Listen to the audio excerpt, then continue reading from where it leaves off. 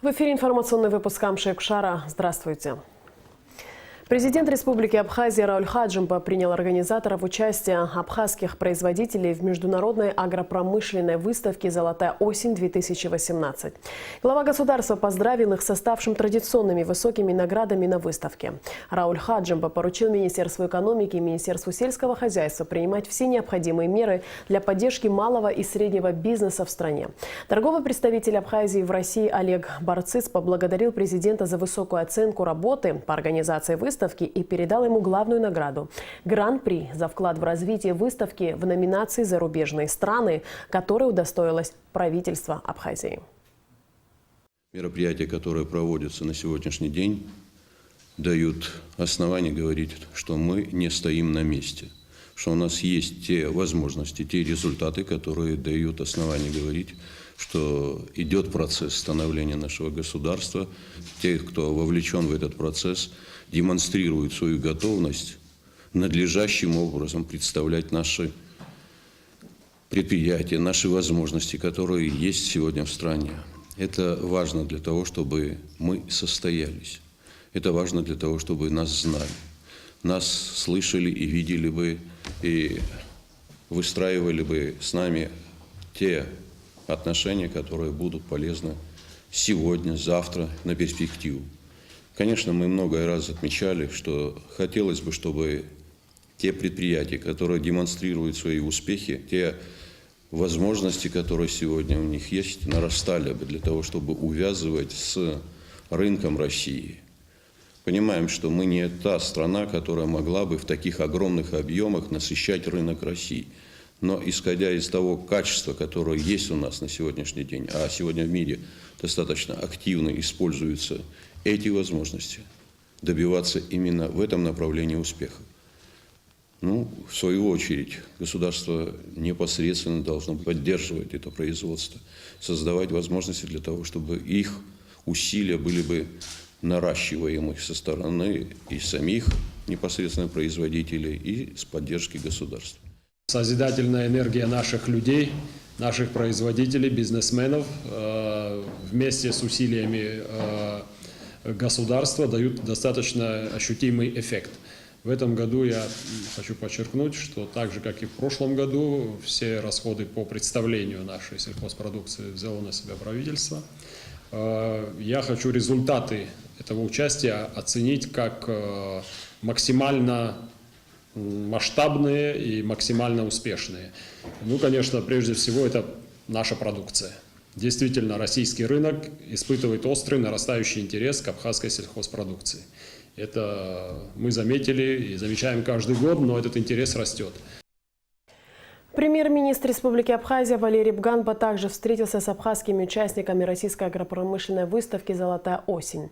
Глава правительства Абхазии поприветствовал организаторов абхазского павильона на главном агропромышленном мероприятии России, а также абхазских производителей, представивших свою продукцию на выставке в Москве. Валерий Бганба вручил благодарственные адреса предпринимателям. Торговый представитель Абхазии в России Олег Барцыц отметил, что главной целью участия абхазских производителей в «Золотой осени» является знакомство с нашей продукции потребителей российского и других зарубежных рынков. Хочу поздравить вас вот с таким успехом, сказать огромное спасибо за ваш труд. Спасибо, Олег Мсасович, и вашей группе, которая огромную работу провела. Дай Бог, чтобы у нас впереди были еще больше успехи, и не только на выставках, а чтобы мы могли своей продукции обеспечивать полностью необходимость в этой продукции нашей страны. А вам еще раз огромное спасибо, что вы показали товар лицом, что вы показали возможности и действительность Абхазии. Действительно, главная цель, наша главная задача, ради чего мы устраиваем подобные форматы, ради чего нам помогает правительство, государство. Я хочу, кстати, подчеркнуть, что, как и в прошлом году, в этом году все 100% участия на организационные мероприятия и так далее взяло на себя государство, правительство. Я думаю, что самый главный итог – это то, что рынки, внешние рынки, прежде всего Российский рынок становится более знаком нашим производителям, и мы все-таки шаг за шагом, может не так быстро, но планомерно осваиваем вот это окно возможностей, которое открылось перед абхазской агропромышленной отраслью в связи с существующей сегодня программой импортозамещения в Российской Федерации. Мы должны в большом, серьезном, солидном объеме, мы, абхазские товаропроизводители сельскохозяйственной продукции, должны прийти на российский рынок. Для небольшой страны, каково является Абхазия, это даст эффект уже в краткосрочной перспективе. Президент Республики Абхазия Рауль Хаджимба вручил медали за победу бойцам Пицунского батальона. Глава государства поздравил ветеранов с 25-летием Дня Победы и независимости. Вы все заслужили и больших наград. Самой большой наградой для нашего народа является мирная и спокойная жизнь. Я всех вас поздравляю с нашими великими праздниками, которые для нас являются важнейшей в истории нашего государства, в истории становления нашего государства. Больше таких побед в нашей истории не должно быть. Победы должны быть на мирном поприще, в строительстве государства. В течение 25 лет сделано немало. И многое из того, что сделано, нужно сохранить и приумножить. Вокруг нас происходят сложные процессы, которые так или иначе связаны с нашей жизнью. Не учитывать это мы не можем. Но говорить о том, что мы сидим и ничего не делаем, сложа руки, ожидаем какой-то либо извне помощи, это неправда. Мы и послевоенный период, и сегодня доказали всему миру, что мы можем строить государство. Особенно послевоенный период, когда нужно было создавать институты власти, государства, создавать все те инструменты, которые бы сохранили нашу государственность. И это было сделано. Несмотря на все те трудности экономического характера, социального, мы сегодня имеем при всех тех сложностях, о которых говорят государство, которое признано рядом других государств. Я слышу разные разговоры. На днях был форум молодежный, где говорилось о многих вопросах. Часть из этих вопросов, да, действительно имеет место. Но говорить о том, что у нас ничего нет в государстве, наверное, это не самое правильное. Если бы мы с вами не работали бы, наверное, мы не смогли бы достичь того, что мы имеем на сегодняшний день. Не все идеально. Но не хочу перечислять всех тех моментов, которые показывают о том, что наше государство живет и развивается. Но они есть. И от них отмахнуться нельзя. Просто ради политики говорить о том, что у нас все плохо, это не самое лучшее действие. Что касается тех же решений, которые там принимаются о моей добровольной отставке, я думаю, что нам надо понять, есть Конституция, и я буду себя вести в соответствии с этой Конституцией. А что касается будущего, никто не запрещает себя демонстрировать на этой политической арене, говорить о своих позициях и доносить до народа свою точку зрения. Кто бы это ни был во главе государства, мы все вместе должны менять положение дел. Я приехал к вам и считаю для себя честью вручить эти награды вам, тем, кто прошел этот сложный путь. Путь войны, послевоенного периода и непростого сегодняшнего пути, который мы проходим вместе с вами. Еще раз вас всех поздравляю. Добра нам всем, мира. За вклад в победу в Отечественной войне народа Абхазии медалью за победу награждены 119 бойцов Пицунского батальона.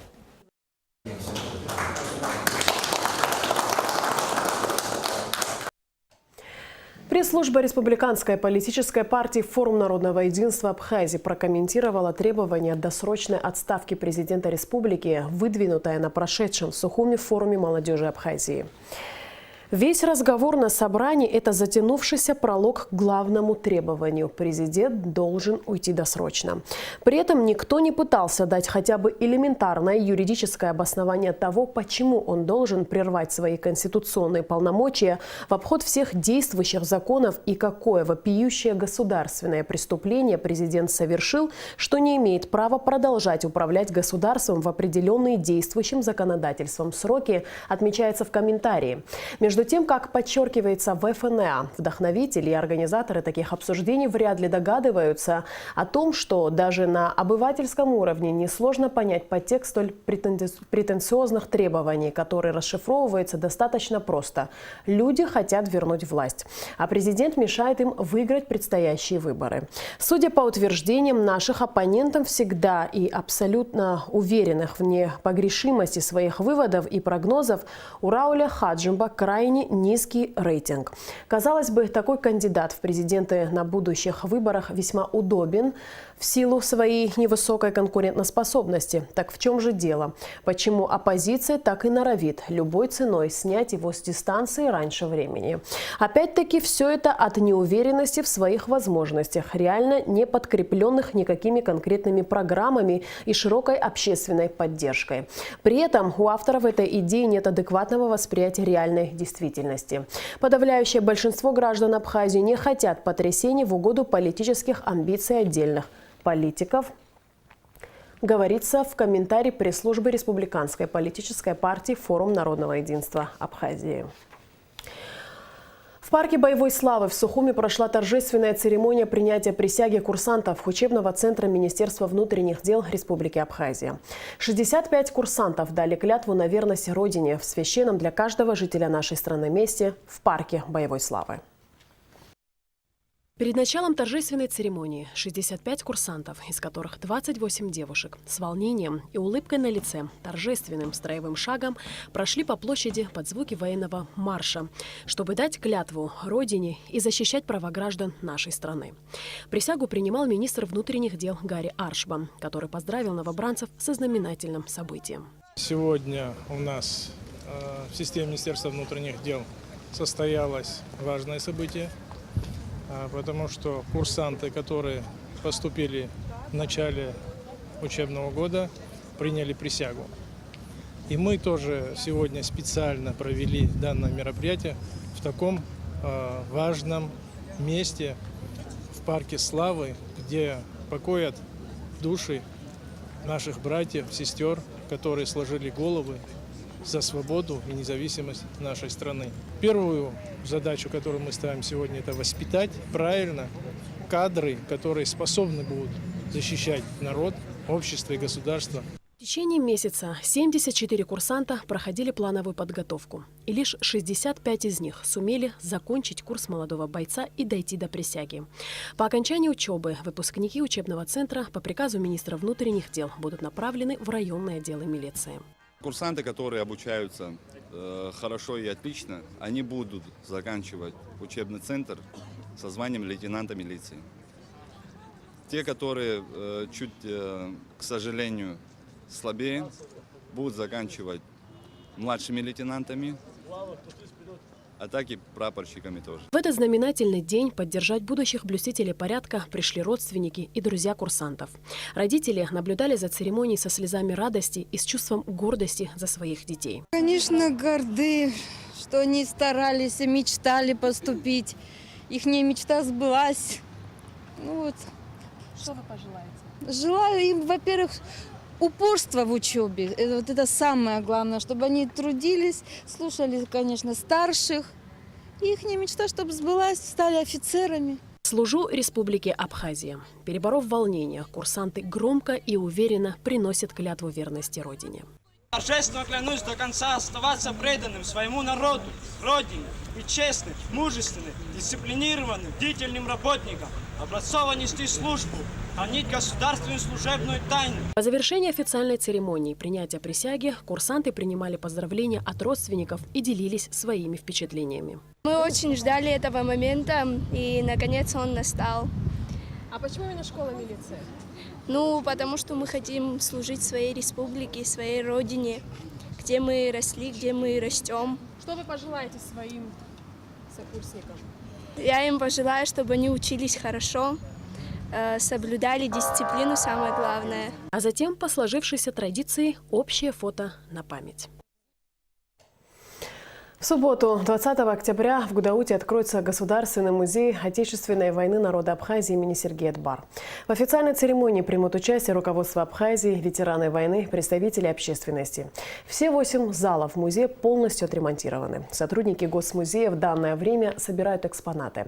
Одна из особенностей музея – зал памяти, в экспозиции которого будут представлены имена и фотографии всех бойцов, погибших в Отечественной войне народа Абхазии на Гагарском направлении, Гумистинском и Восточном фронтах.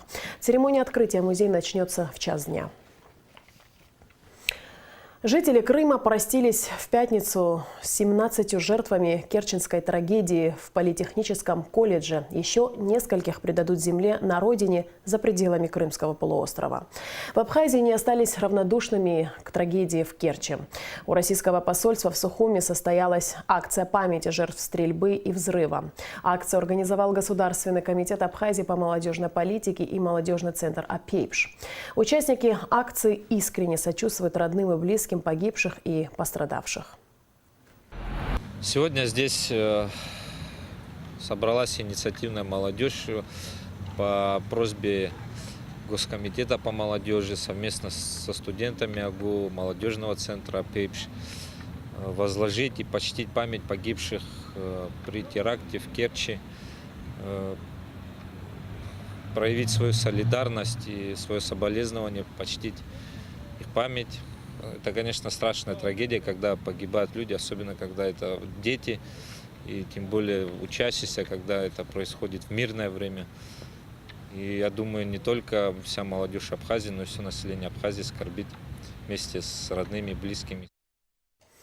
На военном полигоне Цабал завершились командно-штабные мобилизационные учения с участием Сухумской 4-й резервной бригады. В тренировке также впервые приняла участие бронегруппа 7-й российской военной базы. По легенде учений, условный противник закрепился на горных склонах Абхазии. Для его уничтожения были использованы военные самолеты и вертолеты, а также артиллерия и пехота. Все поставленные боевые задачи были выполнены в запланированное время. Самое главное, то, что мы заметили, это дисциплина. Не будет дисциплины, не будет ничего. Друг друга слушать, командиров своих слушать, это очень важно. И хочу выразить огромную благодарность ветеранам отечественного народа Абхазии. Многие из вас здесь, участники войны. Большое вам спасибо. На вас равняются молодое поколение, солдаты, те, которые сейчас влились в вашу бригаду. И хочу вас поздравить от имени министра обороны, от руководства Министерства обороны с успешным завершением командно-штабных мобилизационных учений. Сегодняшние учения показывают, что у нас надежные вооруженные силы, которые в нужный момент могут встать на защиту республики. Вместе с тем нам надо учиться и учиться каждый день быть готовым встать по сигналу в свое подразделение, выйти на рубеж своей задачи и выполнить ее. В Верховном суде под председательством судьи Ады Касланзе в составе судей Романа Кварчи и Рауля Пачули состоялось судебное слушание по кассационной жалобе. Судом кассационной инстанции постановление Сухумского городского суда о заочном аресте экс-председателя правления Сбербанка Абхазии Тимура Бганба оставлено в силе. 20 октября – Международный день статистики. Решение отмечать эту дату было принято в 2010 году на 41-й сессии статистической комиссии ООН. Статистика играет в жизни социума огромную роль. О том, как работает данное управление в нашей республике – специальный репортаж программы.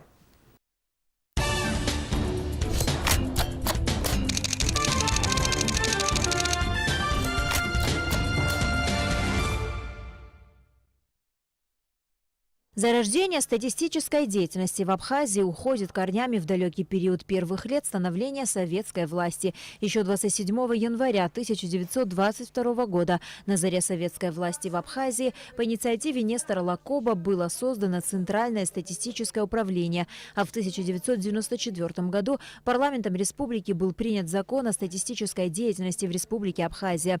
Как отдельное ведомство управление продолжило свое существование уже в 1995 году. О том, как сегодня работает ведомство, нам рассказала начальник управления госстатистики Кама Гогия. На сегодняшний день в управлении госстатистики работает 50 сотрудников. Отделы статистики имеются во всех районах и в городе Сухум. Здесь трудятся профессионалы. Есть среди нас люди, которые работали еще в советское время, люди с большим опытом, с большим багажом. Несмотря на невысокие оплаты и рутинную работу, люди любят свою работу и годами не уходят из этой работы. Работа статистиков хоть и трудоемка, но очень интересна. Именно поэтому в управлении госстатистики Абхазии проблем с нехваткой молодых кадров нет. Я работаю в этой организации с 2014 года. Это первое мое рабочее место. Мне здесь очень нравится. На протяжении 4 лет у меня была возможность повышаться. Наше руководство предоставляет нам возможность обучаться, повышать свою квалификацию, чтобы мы лучше и более качественнее разбирались в нашей работе. С 2009 года управление приступило к проведению выборочного обследования бюджетов домашнего хозяйства населения, результаты которого служат основой для расчета валового внутреннего продукта страны. Опросный лист для обследования бюджетов домашних хозяйств. Здесь уже учет ведется всего того, что не было учтено там в журнале или в дневнике. Если домохозяйство находится в сельском населении, тогда учитывается еще производственная деятельность. Пока мы за 3-й квартал еще не собрали всю информацию, за 4-й, но уже наблюдается то, что очень много пострадало в сельскохозяйственной продукции. А когда они уже будут отчитываться, там уже картина, конечно, будет видна. О том, как ведется статистика данных демографии и смертности в стране, рассказала старший специалист управления Мимоза Авицба. По ее словам, за последние несколько лет демографического взрыва не наблюдалось. Однако шкала рождаемости медленно, но верно поднимается вверх. Ежемесячно ведется обработка данных, ежеквартально составляются отчеты о количестве родившихся и умерших. Бывают случаи такие, когда показатели рождаемости и смертности не в полном объеме отражают статистику по независящим от нас причинам. Это бывает, когда несвоевременное обращение граждан в органы ЗАГСа за свидетельствами, допустим, о рождении и о смертности.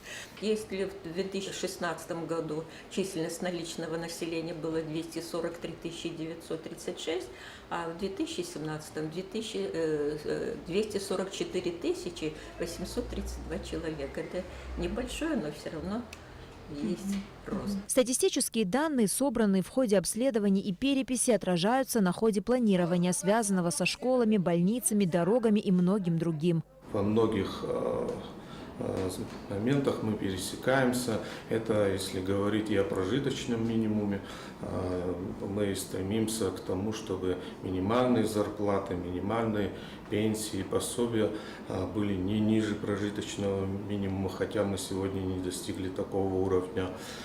Также численность населения по возрастным категориям. Также мы получаем информацию о новых рабочих местах и о том, сколько еще рабочих мест должно создаваться и в каких направлениях и так далее. Статистика является жизненно важным инструментом экономического и социального развития. Чтобы процесс развития протекал успешно, необходим сбор данных и их статистический анализ об уровне бедности, доступности образования, распространенности болезней и многом другом. Статистика является одним из главных факторов, которые учитываются при обосновании практически каждого аспекта бюджетов и социальных программ. Вообще статистика в целом это одно из самых важных направлений в развитии государства, потому что статистика – это история, выраженная в цифрах, опираясь на которую, если говорить о текущем режиме, мы планируем дальнейшие наши периоды, в том числе и индикативное планирование, и государственный бюджет.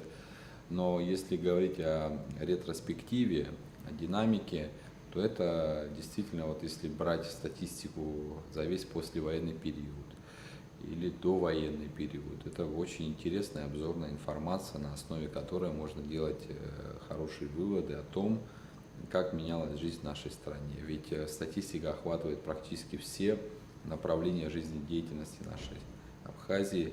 Статистика пронизывает все аспекты современной жизни. Она служит основой для многих правительственных решений в сфере предпринимательской и общественной деятельности. Она дает информацию и представление о тенденциях и силах, которые влияют на нашу жизнь. Наала Ковь, Ильдар Дамиров, Абхазское телевидение.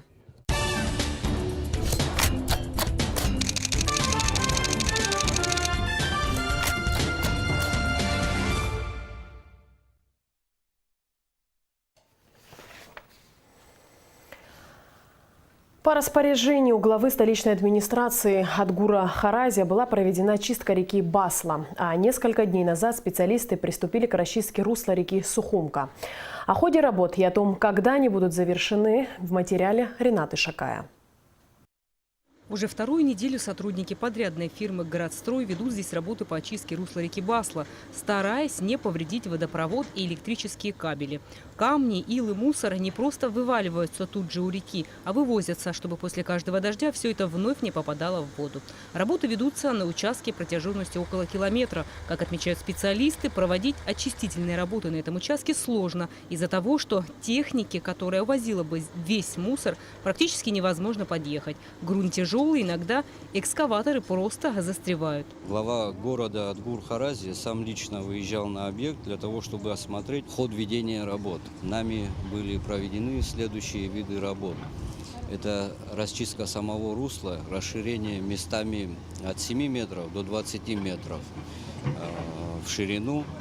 Было вывезено около 1000 кубов ила и грязи, перемещено более 2000 кубометров земли, вырублено более 500 деревьев, которые росли в русле реки. По ходу работы мы столкнулись с такими сложностями, что местами река имеет глубину порядка более 3 метров. Приходилось засыпать балласт, чтобы могла подойти техника. Нет технических заездов к самой речке, чтобы могли подъезжать машины, чтобы вывозить весь этот ил и грязь. Приходилось делать временные дороги, чтобы был подъезд к реке. Басла протекает недалеко от жилых домов. Каждый год при сильных дождях и таянии снега река выходит из берегов, соответственно, затапливает ближайшие дома. После очистки русла эта проблема частично будет решена, но местные жители сетуют, что последнее подтопление домов не только природное явление, но и человеческий фактор. На одном из участков реки появилась незаконная постройка, которая практически сузила ширину устья реки, что при сильном дожде дает обратный эффект. Вместо того, чтобы вода уходила в море, она выходит из берегов и топит ближайшие дома. Здесь большое сужение получилось за счет того, что человек самовольно выдвинулся в реку, залез. Вы видите это строение. Ему было рекомендовано на 2 метра отступить, хотя бы по урезу пойти воды. А вот он как построил, мы даже ночами, наверное, он это делал, настолько это быстро. И нельзя было ему эти глухие стены делать, там было предложено все на сваях, чтобы вода могла пройти, а он мог надстроить, там консольный вариант, он мог сколько хочет надстраивать.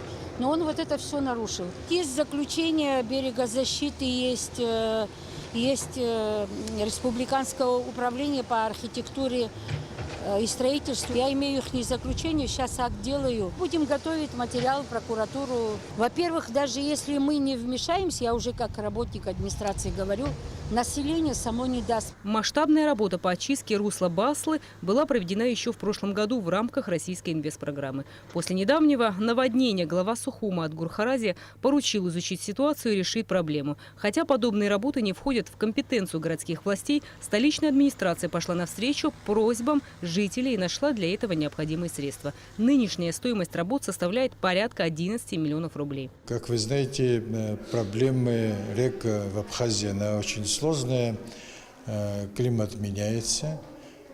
Если раньше дожди шли постепенно, то сейчас дожди резко начинаются, и во всем мире, если вы заметили, большой проблемой стали наводнения. Это и в Европе, и в России, и в Китае, и Абхазия тоже не минует эта проблема.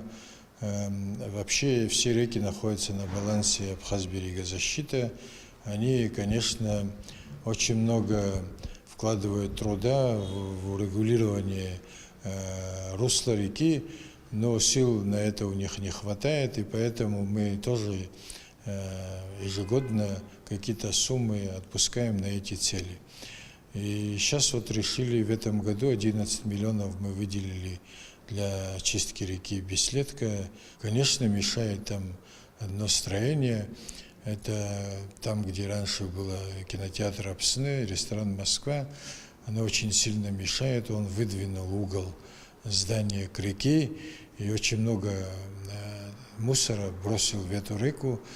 Если будет мешать, мы будем ставить вопрос о его сносе через суд. А вот на очистку русла реки Сухумка выделен 1 миллион рублей. Как отмечают специалисты, сложность на этом участке заключается в том, что часть работ будет проводиться вручную, так как река проходит под проезжей частью в подземном туннеле. Проводятся работы по расчистке русла и так называемых ловушек, перепадных ловушек. Сумма заложена порядка 1 миллиона рублей. Эти ловушки были разработаны еще специально в советское время для того, чтобы они останавливали ток течения реки и, соответственно, балласт. После каждого наводнения они забиваются, и река набирает силу, что впоследствии сказывается ниже по руслу реки, начинает подтапливать дорогу и, соответственно, жилые дома. Вот такая работа ведется сегодня на реке Сухум. Протяженность порядка 200 метров, включая подземную шахту. Река имеет поворот и поворачивает под дорогой. И эту шахту мы будем расчищать вручную. То есть техника туда подъехать не может, соответственно, мы будем расчищать ее вручную. Как отметил глава столичной администрации Адгур Харази, работа по очистке русел городских рек будет продолжена. Чтобы предотвратить подтопление в дальнейшем, будут приведены в надлежащий вид все самовольно реконструированные и забетонированные водостоки, которые врезаются в городские реки. Рената Шакая, Роберт Ломия, Томас Чиковани, Абхазское телевидение. Министр образования и науки Республики Адгур Какоба поздравил педагогов республики с присвоением почетного звания «Заслуженный учитель Республики Абхазия». Министр вручил учителям дипломы и памятные подарки. Ранее за заслуги в педагогической деятельности, обучении и воспитании подрастающего поколения президент Республики Абхазия Рауль Хаджимпа подписал указ о присвоении почетного звания «Заслуженный учитель Республики Абхазия» Авицба Светлане, Авицба Валерию, Адлиба Заире, Амичба Наполеону, Амичба Светлане, Аршба Манане, Ахуба Зеркане, Авидян Жулете, Басаря Каме, Габния Назырбию, Гогуа Евдокии, Калайджан Анаид, Кокоскерия Беле, Мрванян Азнив, Пачулия Светлане, Тарба Рими, Хашиг Миноре. А заслуженный учитель Абхазии Чукбар Зимира награждена орденом Ахзапша 3-й степени. Работаю в образовании с 1981 года. Ну, все ступени взросления в этой отрасли я прошла. Ну, конечно, это очень приятно, что оценили труд, но я считаю, что это труд не только мой, это труд всего коллектива. Мой папа был заслуженным учителем школы Абхазской ССР с 1976 года. И сейчас я думаю, что он бы мною гордился. Мне кажется, учитель – это такое высокое звание, потому что пример берут с учителя. Не только в учебе, и даже походку воспринимают, манеру держаться воспринимают. Все. Дети – это как зеркало души. Вот я так считаю. Ну, конечно, я люблю детей. В средней школе села Оттапа Чемчирского района передан микроавтобус «Газель». Такой подарок школе преподнесло руководство Моковской второй средней школы, которая решила по силе возможности помочь своим коллегам. Машина не новая, но в хорошем состоянии. Теперь отапские ребятишки не будут опаздывать на занятия, особенно в зимний период. Микроавтобус будет собирать школьников со всего села, а после занятий развозить их по домам. Помимо этого, преподаватели и учащиеся школы теперь будут пользоваться собственным транспортом при организации школьных поездок. Предложение было и нашего коллектива, и предложение было РАНО помочь Отапской школе транспортом. И вот так получилось, что именно в день 25-летия победы, нашей прекрасной победы в этом году, наша школа, дети наши, ученики, вот наш коллектив преподносит этот маленький подарок для Отапской школы. И пускай эта машина, вот она нам верой и правдой 5 лет прослужила, чтобы она служила только на пользу этой школе, чтобы дети учились, чтобы были здоровые. А что зависит от водителей и дирекции, все сделают. Вот это наш маленький такой презент-подарок. Еще раз, от администрации, от нашего РАНО и от нашего коллектива подарок машины. Чтобы только зеленый свет всегда горел. Сегодня, 19 октября, свой день рождения отмечает народный артист Абхазии, кинорежиссер Вячеслав Аблотия. Вячеслав Аблотия – автор известных в нашей стране и за ее пределами фильмов. Один из них – «Колчаруки». Смотрите сегодня в нашей программе. А сейчас информация о погоде. По сообщению Гидрометцентра, в выходные дни в Абхазии ожидается переменная облачность, преимущественно без осадков. Однако в воскресенье ночью и утром местами возможен кратковременный слабый дождь. Температура воздуха ночью плюс 11-16, днем 21-26 тепла. Температура морской воды плюс 22. На этом наш выпуск завершен. Всего доброго и до встречи в эфире.